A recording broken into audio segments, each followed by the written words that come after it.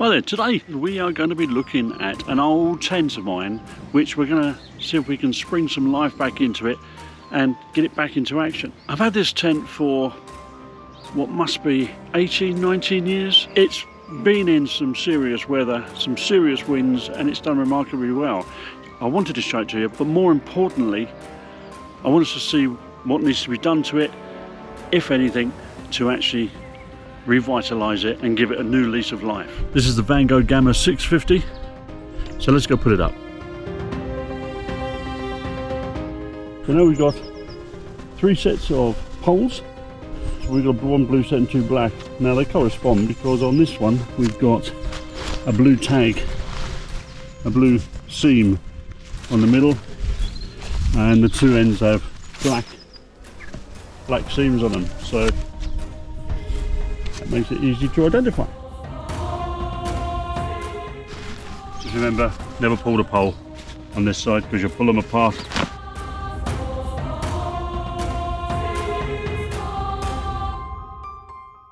Now, what do we have under here?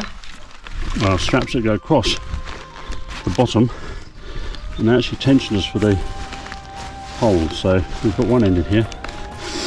And watch them fall out in a second. Put all in the same side and hope they stay in for the minute.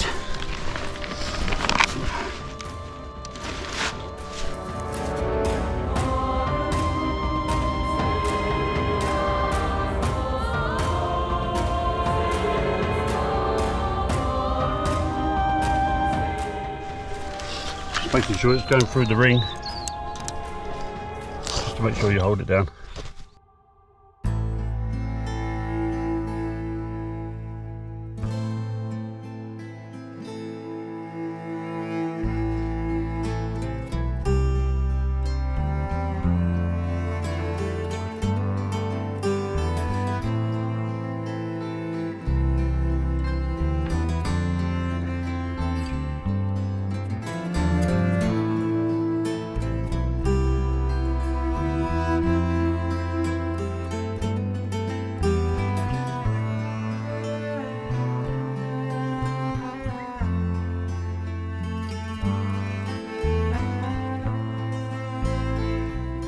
Bit of ventilation. We've got a couple of minor holes here, it looks like actually.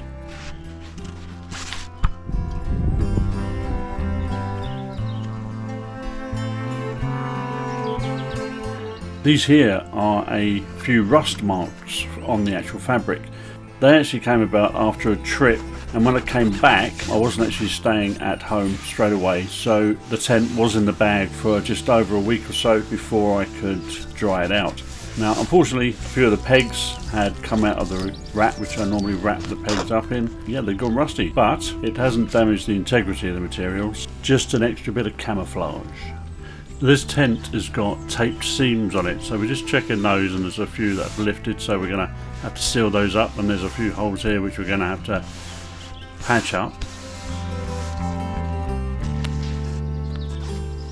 So here I'm just going to be tapping and rubbing my thumb into the actual material, just to make sure that the material is still strong. It doesn't just rip under pinpoint stress. Sometimes the PVC windows, they can go quite brittle, so just make sure there's still plenty of flexibility in those. So initially it doesn't look as if there's too much to do, just a few bits of patchwork and some seam sealing. Stormshore is normally what I use for fixing the seams and also gluing patches on. The patches are just cheap ones off the internet, off Amazon. I tend to dab a little bit of sealer on the back of the hole once I put the actual patch on. That way, if the patch does lift on the outside, it won't actually come off because we've got the hole sealed with a flexible sealer, and also you can then go on to the outside and when it's dry and actually storm seal the patch back on again on the outside if necessary, depending on the quality obviously of the patch that you actually bought in the first place. But and this, I normally use a brush for this, but my finger will have to do as I didn't have one to hand. This sealer is exceptionally flexible. It's fantastic for the little holes, and also the seams for sticking back down the tape again. If it wasn't taped and actually seam sealed, then you'll be applying this to the outside and just brushing it off on the seams. I've used Stormshore for repairing trampolines, tents, trailer tents. The question is, do you have to buy new all the time? That's going to be guaranteed waterproof? Well, I say guaranteed, not always. If you've had something this long, why doubt it? It's been maintained over the years. It's had coatings every other year, and I've made sure that I've touched in any seams that have needed resealing. I've had to replace one or two guides, but for 18, 19 years old, it's doing wonders. Now, it wasn't particularly packed up well, and it's been stored in an old caravan.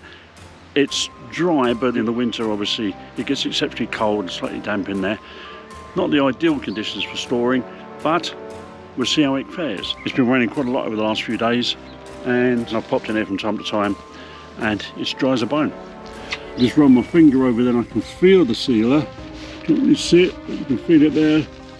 It's fine, so we're all good. So I'm going to leave this up for another day because it's really windy tonight. I just want to make sure that there's still plenty of strength in the actual fabric, and just make sure that she still fares pretty well. As you may be able to see behind me, but we have just had a humdinger of a downpour. So let's go and take a look in the tent and see what we can find. Feeding nicely.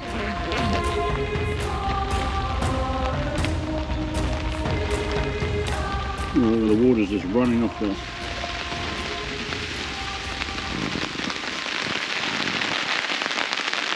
And we are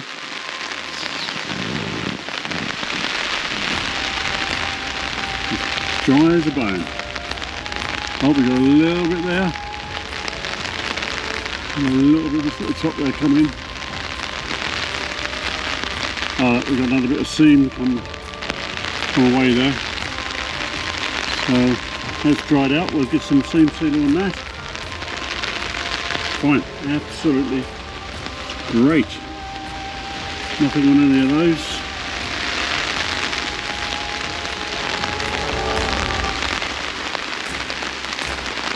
Well, you can't really fault it, can you? I mean, 18, 19 years old, just goes to prove that you maintain it, you look after it. There's no reason why it can't go on and on and on. I mean, we've done a few minor repairs down there. They're holding up fine.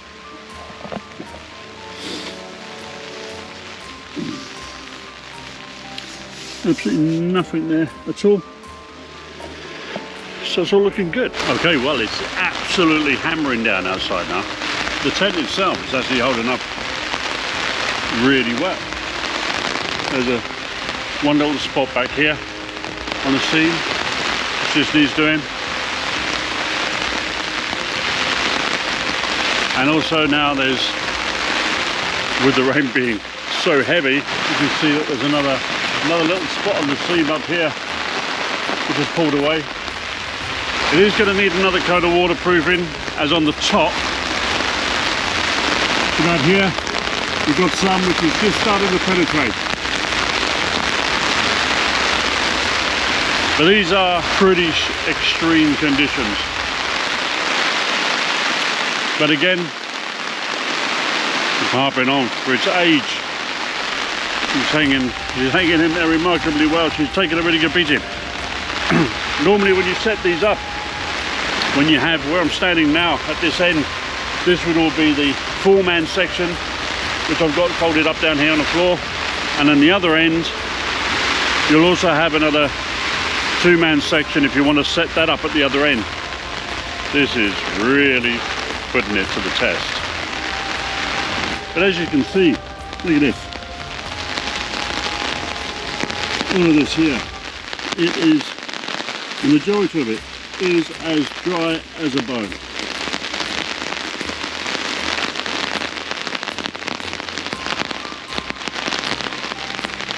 Absolutely dry as a bone. A few bits right on the top there. This seam just here, and section there right on the very top. But yeah, it's definitely worth keeping. But as I was saying, when you have the ends in here, when you have the sleeping compartments in, it also ties off on all of these bungee ties, and it keeps the tension. It tensions up this ring and this ring at the back, so it gives the tent a little bit more rigidity. Rigidity? Is that a word? Yeah, I think it is. Rigidness. Rigidity. Makes it more rigid. Keeps the bloody thing up. So, we now know what we've got to do to this one. We now know the tent itself is in good condition. It's holding up to horrendous wind and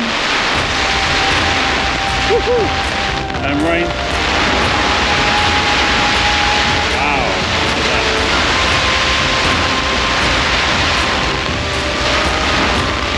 So it looks like the way the side's coming in now, it looks like one or two of the guys have probably come away.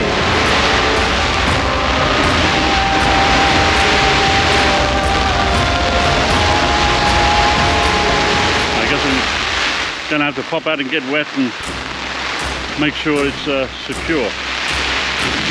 Woo! Here we go.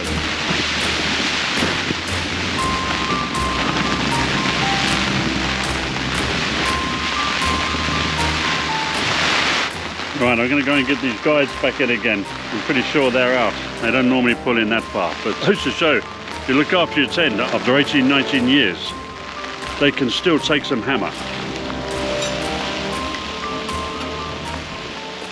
We've got 3 guides that have come out, so we're going to be putting some much larger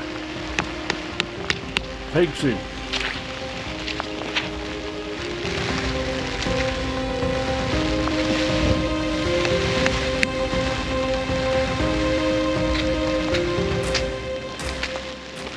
And there we have it, pinned out again, all good. We're going to let him go, and now we've pinned him down nicely, and we see if it survives in the morning.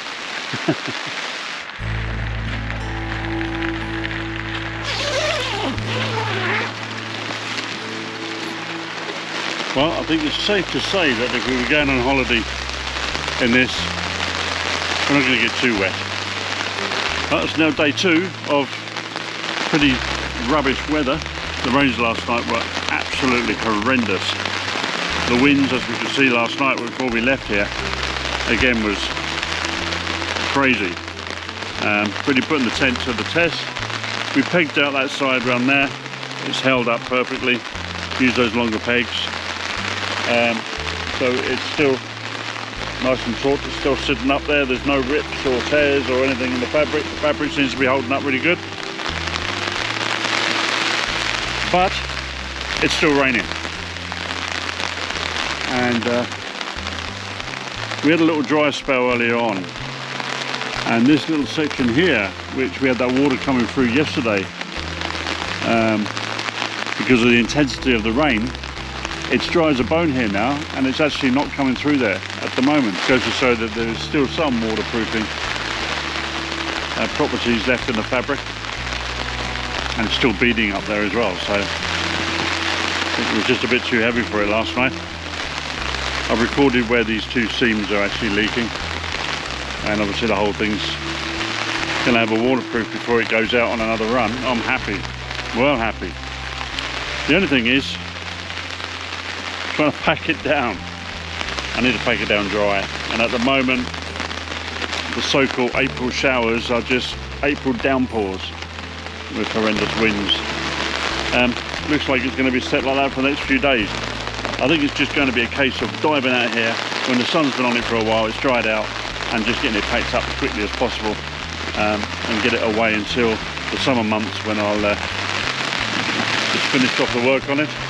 And well, I think we can safely say that if you maintain it, if you dry your tent out after every trip, if you wipe down any insects off the inside of it when you're drying it out, if you look after your tent, it's gonna last. I've got to say that after yesterday's absolute hammering, and this tent hasn't been out of the bag for 3 years, roughly 3.5 years maybe. It wasn't waterproofed last time, so it's been probably 4 years since I waterproofed it because it hasn't been used. I would say that if you're using your tent, every couple of years, give it a waterproofing.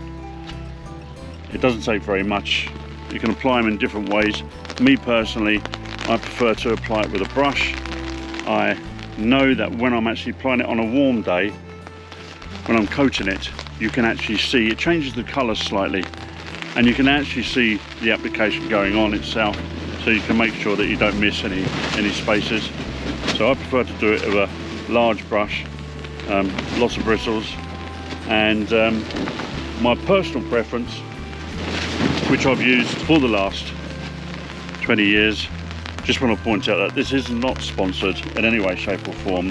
The waterproofer that I've used, which has served me really well, is the Fabsil Universal Silicone Waterproof. As you could see yesterday, even after being in storage, it held up pretty well to the hammering it got last night. So if you're looking for that extra tent, maybe a backup, if you're turning into a bit of a keen camper, then obviously have a look at some of the second-hand ones out there and decide whether doing a bit of maintenance to it is actually going to be more cost effective than buying new.